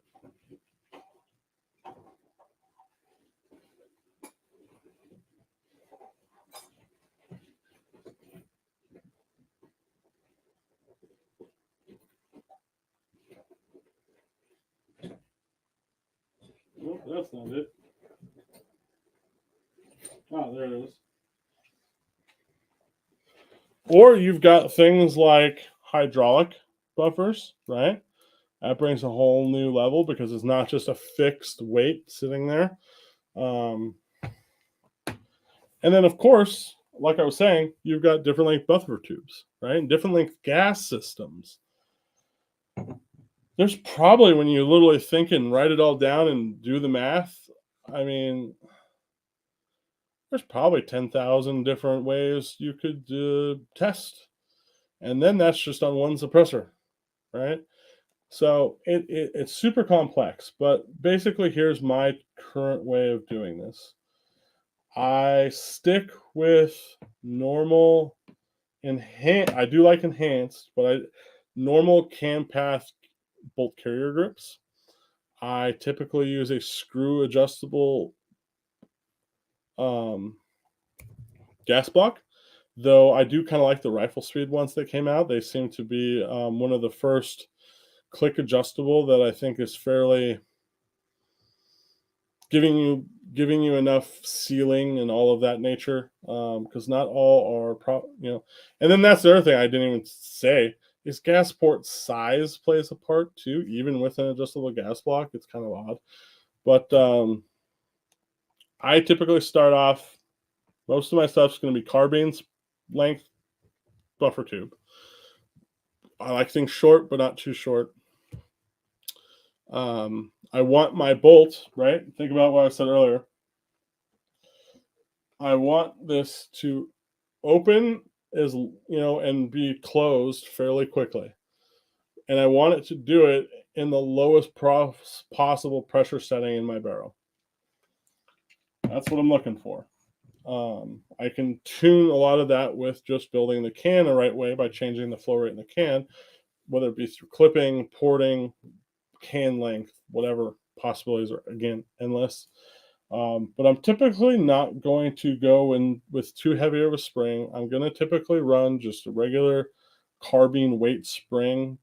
I personally like JP silent capture systems with an H2. Now, some of my 5.56 stuff, I'm running just carbine length spring, carbine weight spring, but with about a 3-ounce buffer, and then I just tune the gas system. Right now, if I get in a scenario where I'm not getting results I like, well, then I might start playing with it. Where I've initially tuned on that, right? So I'm initially tuning on either an H2 or a 3-ounce, which is slightly less weight than an H2 buffer, and just a normal spring. Okay, and then I'm adjusting my gas block. I'm shooting, I have to shoot my guns typically on a lot of different cans. So I have to widen my scope a little bit on how aggressive I get with my tune. But if you're someone who's going to dedicate a can to one suppressor or one suppressor to a gun, fantastic. You are the person who gets to dial your gun in the best possible way for what you're shooting. So I start there, and then I work kind of backward. I get my gas setting where I want it to be and run reliably with a regular spring and an H2 or a 3-ounce buffer. Either one, it just kind of depends. From there, right, I have it running well. Now I will try adding some buffer weight, and I will try subtracting some buffer weight. You guys aren't going to have a meter, so you're going to have to do all this by ear. What you're looking for mostly is if your ear rings at all, and then how the tone sounds to you. Is it a little bit higher pitched, a little bit lower pitched, or whatnot? And then how you kind of have to judge, like, how long did that last, like that exposure feel to you, you know? This gets hard to do if you're new to suppressed shooting and kind of testing things. You're probably going to struggle with this when it comes to like super fine tuning. You're probably going to be absolutely happy with just, you know, exactly what I said, you know, like an H2 or a 3 ounce buffer weight with just a regular spring. I would shoot for silent capture systems. They're 100% necessary on subs, not so much on supers. Um, and then just tuning with a gas block. And most of the time, you're going to be absolutely happy with that already. But if you want to get more aggressive, fucking great, fine. But what you're looking to do is, you know, get the bolt opened and closed as fast as possible with the lowest pressure possible on the barrel. That's what you're looking for. So then you're going to have to get a couple springs. Like I was saying, springs are deceiving in nature because, yes, there's like a lighter and a heavier normally, but also the wire type matters because it changes the amount of pressure there initially is already on the buffer and the bolt. So you're going to probably want to pick up a lighter and a heavier flat wire spring and a lighter and a heavier round wire spring. Okay. And you're just going to want to, you know, maybe go again from the H2 to 3 ounce. And you're just going to try those specific combos. That's what I use and figure out where I'm at. If you are going to do a JP silent capture system, they make specific springs for their system. I have them sitting somewhere.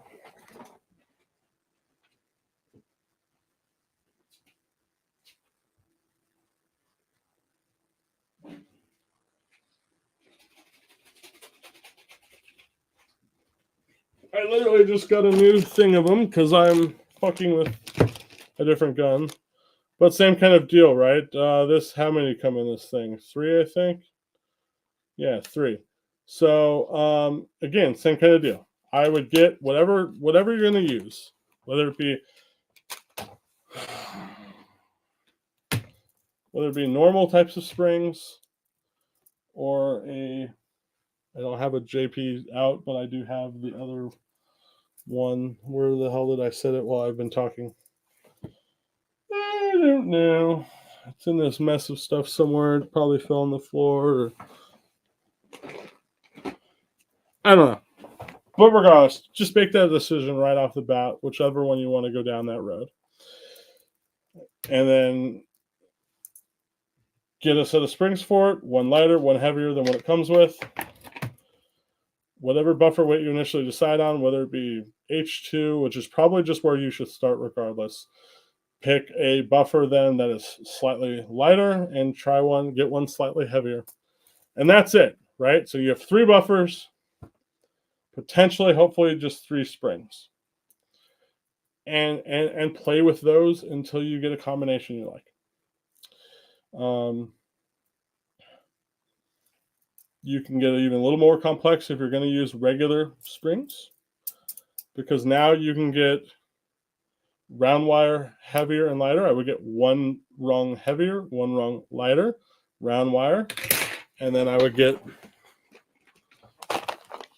1 rung heavier, 1 rung lighter on a flat wire. And you're going to have to spend an afternoon, pick a can that you want to dedicate, and just test until you get something that cycles well, the recoil feels good to you, and it sounds good to you. Your ears aren't ringing. It's running reliably. Bring 3 or 4 different other ammos with you so you can try those once you kind of get it dialed in and go from there. And that's it. I mean, we could do this on a video. We absolutely could. But I mean, if you can already see just even with my little deal here, how many combinations there are, I mean, it'd be a pretty long video. We could obviously edit a lot of it out, but it is something I've wanted to do. I haven't done it on a video other than a little bit with 7.62x39, which you can go watch that video if you want. But because I just didn't know how interested people would be. But at least on our end, we can add the meter in and we can directly look. So we did the same thing when we were metering 300 blackout when we were doing our load development. We would shoot one load and we would see where it metered, and we'd shoot the next load and see where it metered, and then we would collect velocity so we could see how fast it was.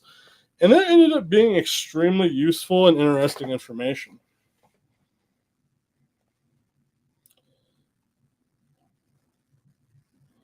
Yeah, if you're shooting subs or fairly quiet, even supers, there is no other way to go than a silent captured system. Uh, while there are other ones than JP, which is like the one I just had, which I don't know what I did with in the last 10 minutes, JP is worth every penny, every fucking penny.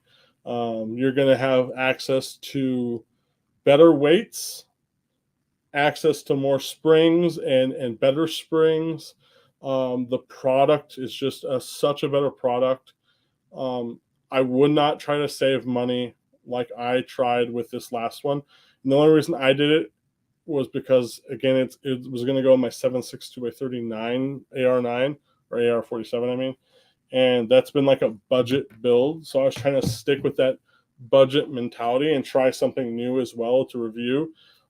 Instantly regretted it the moment I pulled it out of the package. It looks nice and everything, but it uses a different spring. You can't find those springs anywhere. So I've literally had to make my own fucking springs, which all of you are not going to be able to do, so totally not worth it. Okay. Unless you're someone who literally that's all you can afford, well then fuck it, fine. Then it is worth it.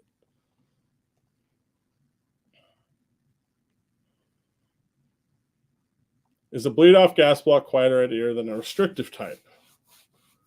You are the third person in a 2-week span who has brought up this topic. Andy at Jag Composites, we were just talking about this the other day. I'm going to do a video on just this thing. So now you're introducing a third noise source, right? And that is really hard for me to believe as a good thing. Okay. Now, the benefits of the bleed off is basically to give you a flow through suppressor without a flow through suppressor. And all it's really doing is you'll see dudes and they'll pull their mag out and they'll be like, look how clean my bullets are. There's no blowback in the upper. That's great and all, but unless you're shooting a round count and you're having actual, failures, which you should test, then you're gonna be giving up suppression for that cleanliness and supposed reliability. Is it cleaner? Will it be cleaner? Yeah. Okay. But that doesn't necessarily mean, even when it was in that dirty state, that it was unreliable. A little more maintenance intensive shooting suppressed, but that's shooting suppressed, right? So it's like, okay, you've get all this benefit of the suppressor, but then you start undoing the benefit because you want it clean again, like not. Now, I, again, wouldn't even go in that direction unless I'm that lazy that I don't want to try to either buy a suppressor that is already fairly low back pressure for my particular thing. And that's really only going to come up in 300 blackout, 5.56 in your shorter length barrels, and 308 in your semi-auto shorter length barrels as well, or full auto. Other than those two things, I see zero reason to use them in a bleed off mode. But again, if you're a Form 1er, you can tailor your build and its flow rate in the can to achieve this, right? Like you can achieve this in other ways, and that would be the proper way. Instead of just venting loud gas to the atmosphere closer to you than the exit position of the muzzle, it's a topic that we're going to look at. I think Mike did a little bit on this a long time ago. But it was a long time ago, and yeah, let's just leave it at that. So as of right now, not a huge believer in it. I would much rather either tune my host in other ways, spring, just normal adjustable gas block. But then again, if I'm not able to tune my gun with those things, right, and still get to an acceptable place, then that's telling me that the can I have chosen is just too restrictive. So I need to be using a different can for that particular host.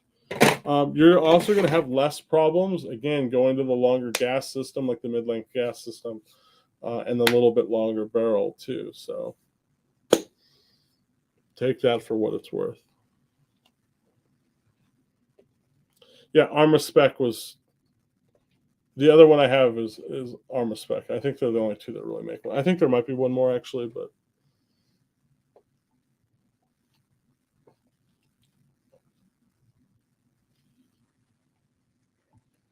What did I do with it?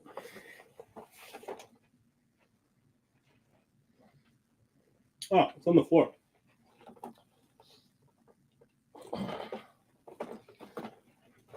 So even when you look at them side by side, it's such a difference. So first off, these springs are... Where is... I could pull a JP out. First off, listen to how loud. I don't know how well it'll show up, but I mean, let me dropping shit. Hear all that spring? Having that up in your face, right here by your ear, shooting subs, could not be more noticeable. It literally takes away some of the fun. If you watch today's video, watch today's video. We shoot 760 by 39, which is what this is. And this just has a regular carbine length spring, round wire spring with I forget what buffer's in this. I want to change it, but now we have like 7 different suppressors we've tested in this combination that now changing it would make it where we can't compare our future data. So I'm going to change it for when I'm shooting this for fun, but then keep it the way it is for our data collection processes for comparison. The noise coming from this isn't going to be enough to change like our peaks and stuff of that nature. So no big deal there. It's just going to be a shooter preference thing. But for anyone who doesn't think there's a difference between shooting 300 blackout versus 762 by 39, you're fucking high, because the difference is considerable if you shoot them back to back and you've been around it quite a bit.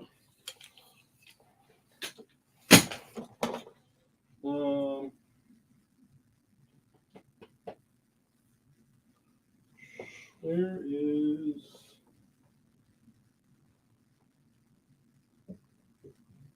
I don't know where that gun is. This one has a JP in it.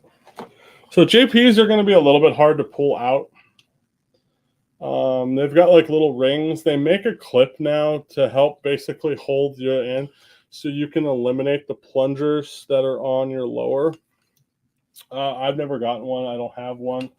I just do it the original way, but the original way is going to make it inconvenient if you're someone who wants to pull out your JP often. I mean, I really don't. I've got this thing dialed in the way I want it.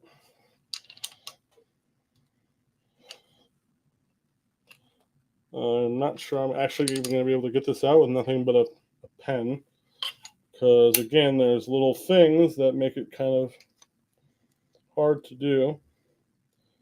And this is going to be part of the difference of shooting with a silent capture system. I need a knife. That's what I need. Let's try this really long, skinny Allen. And I'll show you what these look like. So see, I've got it partially out, but see these rings? It's going to get stuck, and now I don't really have a way to depress it. So it gets a little tricky. Okay, I got it. All right, let's compare.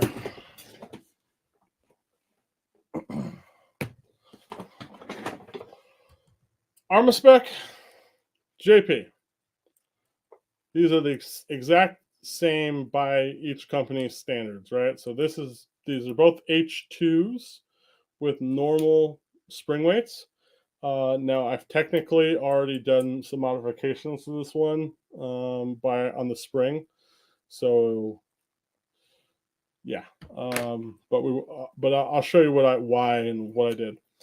But look at the weights already, right? So we have a mixture of different types of materials for our weights. They're adjustable if we wanted to change the amount of weight on this already. And then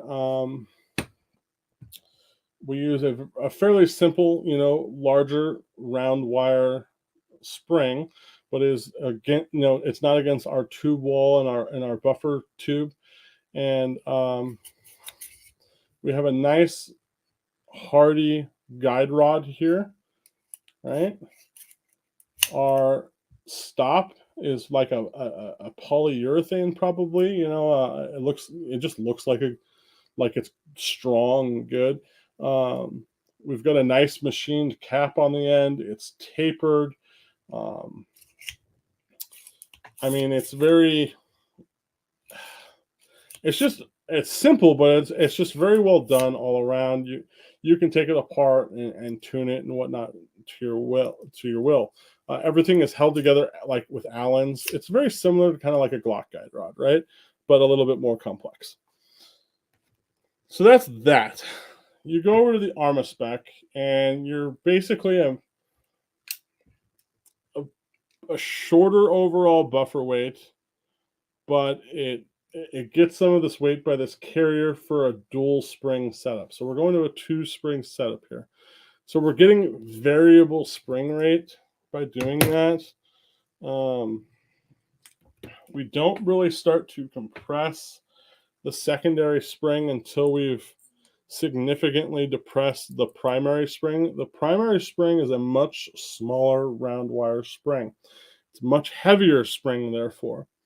I mean, and this is already tuned, like I've already taken a lot of spring weight out of this thing, but if you put them like together here, and I know you're not gonna be able to see that, and press down on them, I'm like I'm milking myself. Jesus Christ, I can't believe I just said that out loud. I mean, I'm having to put quite a bit more force into depressing this, even though these are supposed to be identical. So I'm already starting off with a lot more spring rate. And this one I've already modified to be a lot lighter. I've taken out like 8 coils, for example, re-lengthened the spring to match the original length until I've gotten something pretty close to my JP, because I trust my JP. They've always worked really, really well. And then look at my secondary spring here. We don't even begin to suppress it until about right there. Right? So, and then when we do, we're going to get a lot of closing power, which is fantastic. I mean, again, we want that bolt to close. So this is going to be something to look at, even just testing these two back to back. We're more or less just, it looks like a steel weight here on the front. Little bit tough without disassembling it to know if the weight is exactly where the H2 weight should be. Our end is just literally like a regular plastic cap. No taper to it. Gonna make a lot of sidewall contact. The one thing I like a lot that they did was this is extremely simple to disassemble. Unlike, you don't need any tools or Allen wrenches. We literally just press down on like a hard surface so we can expose the end there. And we just literally take our fingers and pull this out, pull the cap off, and now we have our spring to pull out. And there is now our guide rod.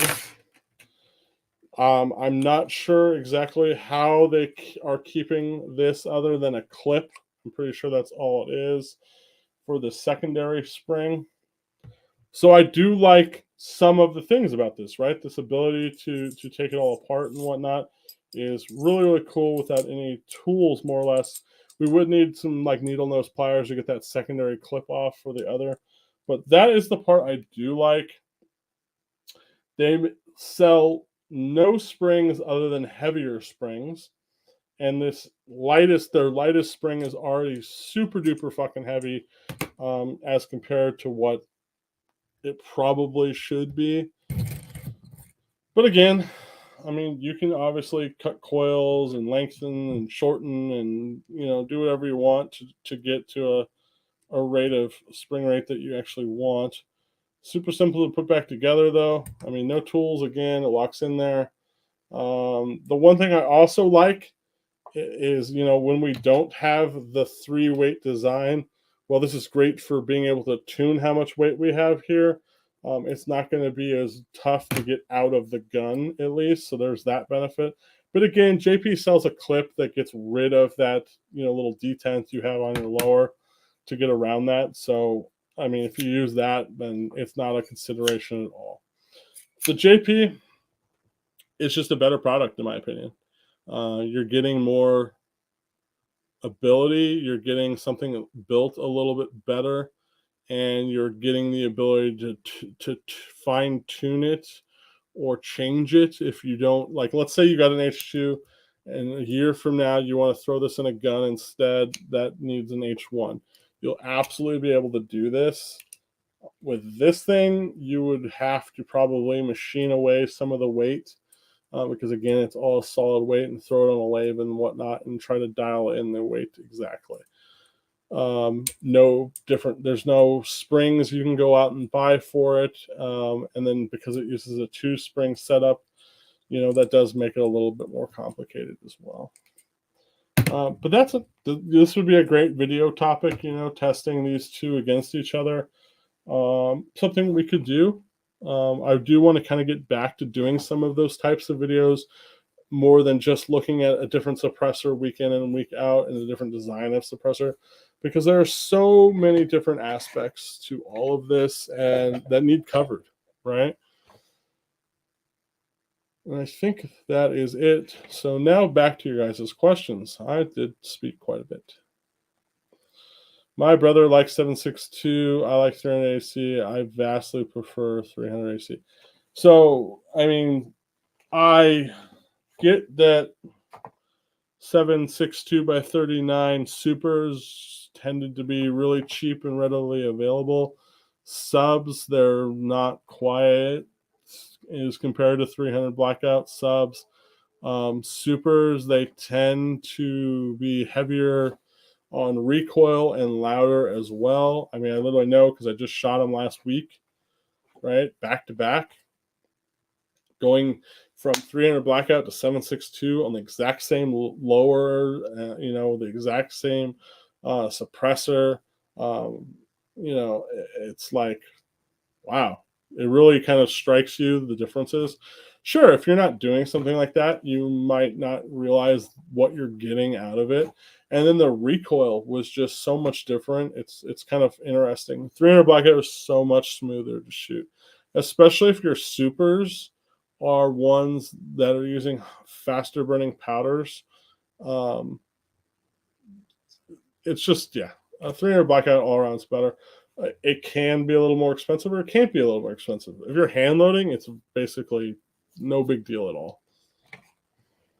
And it's getting more and more common. So it's like a lot of the old excuses for 7.62 over 300 blackout are going away.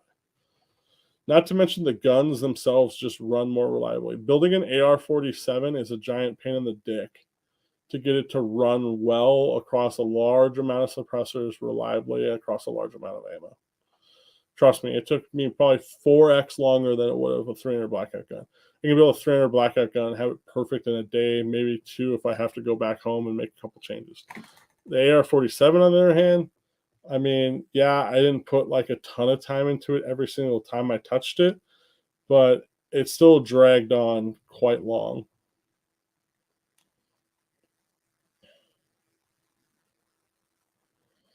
I like the armor spec double spring because it reminds me of Glock recoil spring. I don't know the performance difference, but the double spring looks cooler.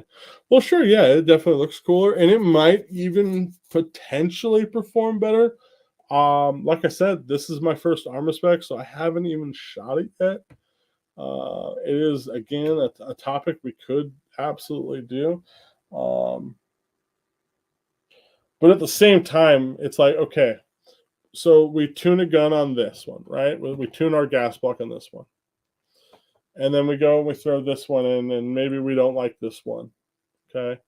But then let's say we retune our gas block on this one, and now suddenly maybe we liked it more than this one, but then we go through this one. You know what I mean? Like, so it gets a little bit hard to subjectively test it. But we can. I mean, maybe it won't be as difficult to really sparse out which one's better. But I have a feeling it might be, from a suppressor standpoint and how loud something might be. And then, of course, how much recoil there is and how flat shooting it might be. The stoppers are Delrin on both.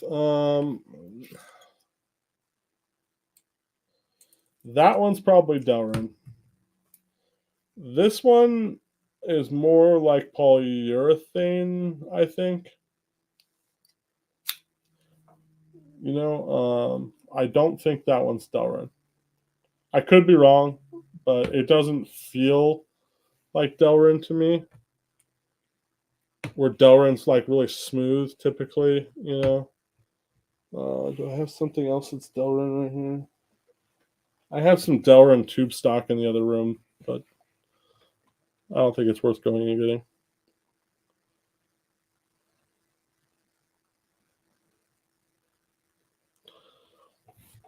So yeah, the A5, I know it's kind of taken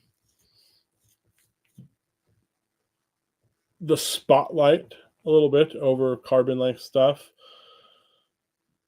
I haven't used it enough to definitively go, okay, yeah.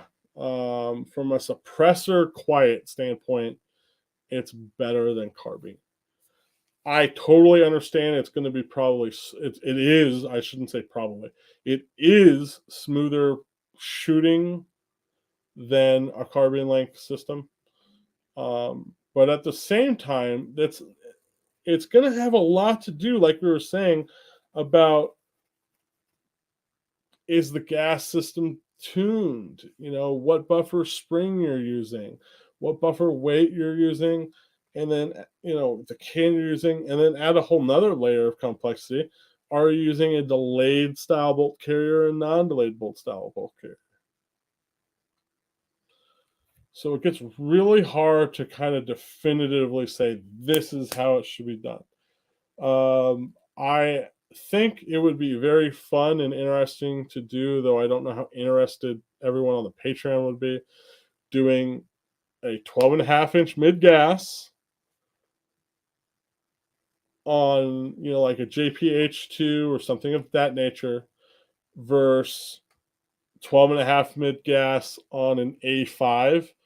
Add in a suppressor or two, probably 2 to 3 actually, to get a good, probably even 6 would probably be the best. Like 2 shorts, two Ks, 2 shorts, 2 full size, 2 very different designs. Fully normal kind of design versus maybe like a ported or a coax design, and then run them all and try to judge at-ear suppression, how much recoil and muzzle rise, right? That would be a super sick fucking setup to do. It would be a little tough, I think, to do, but it is something we do. We probably have to. I would have to think it through on how exactly we would pull that off, because we would have to have 2 lowers that were identical minus, the buffer and buffers, length and all that, and then what's in them.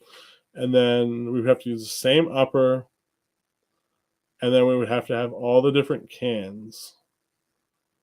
and then we would have to literally do suppression, metering, and then we would have to do like some slow mo stuff. And I mean, it would be a lot of fucking data and a lot of footage to go through, but it would be cool. I don't know how interested you guys would be in that. If there's enough interest, I would totally do it. I mean, that's the kind of shit I enjoy the most. That real fucking niche ass shit that no one else can answer for you. Like that's the shit I like. But, I got to do also the stuff you guys like, or at least the most of you, and everyone's different. All right, why are so many fucking people texting me that? Well, I'm gonna catch up on this because it may or may not have to do with what we're doing.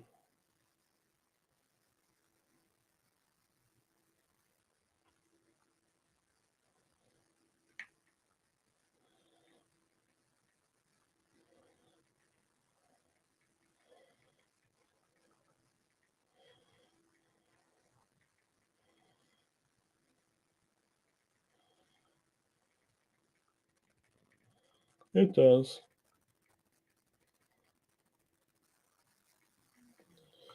So Bradley, Resilient Suppressors, he was asking me earlier. We were kind of having a debate because he saw my 11-inch can today, and he's got an opinion that 7 inches, any suppressor on anything over 7 inches is stupid, in his words. I'm more in the 8 to 8.25 as like the longest can you should make. After that, it gets absolutely pointless, and sometimes it even gets detrimental to suppression. But it depends. And we're talking semi-full autos, not bolt guns. Bolt guns, different, totally different. And then we got into 300 black, 10.5 inches shorter with an 8-inch can defeats the purpose in his opinion. I think that's totally retarded. First off, 300 black subs, the longest barrel you should be shooting is 10.5. Really, it should be more like 9, 8, 8.5, maybe 7.5. I shoot my 7.5 quite often. With a 7.5 to 8-inch suppressor is like the fucking sweet spot in my opinion. What else did I miss?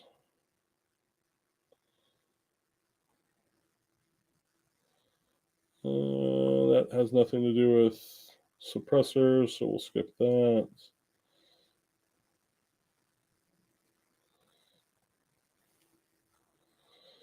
And I'll write him back more because I'll fucking own him here in a moment when I show him some things. All right, so what else we got? I think that's it. I think I've answered everything you guys want. I think I've talked about everything I wanted to talk about specifically, unless you guys have more to talk about. I guess we can quickly just recap some stuff that's coming up. We are going to do some carbine AR9 stuff, right? A few different cans. We are going to do some 300 blackout stuff in 9mm cans, Form 4 and Form 1. We are going to look at super long can on supers and look at, first off, what are the effects of all that? Where are the benefits, if any, or whatnot? Probably, part of that's going to be supers on a bolt gun, which means we'll probably collect 300 blackout now too on a bolt gun or holding the bolts, because it's going to change with the whole length thing.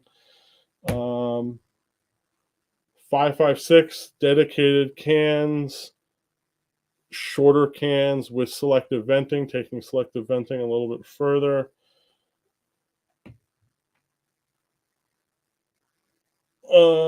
Fuck, I'm trying a brain fart here.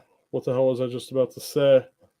Oh, we're gonna do the 10.5 inch versus the 12.5 inch 5.56 stuff. A couple different cans. We'll really look at what we're getting going to the mid-length gas system in the 12.5 versus the 10.5. I haven't even looked at that data yet, to be honest with you. I've shot it, but I can tell you right now, it's definitely a smoother recoiling gun. So we'll look at the data. We'll see what happens there. make sure it's quieter, even though my ears told me it was, especially on more restrictive style cans, mainly on the more restrictive style cans. That's where the real benefits. It's like, okay, now you can suddenly use a more restrictive can on shorter 5.56, right?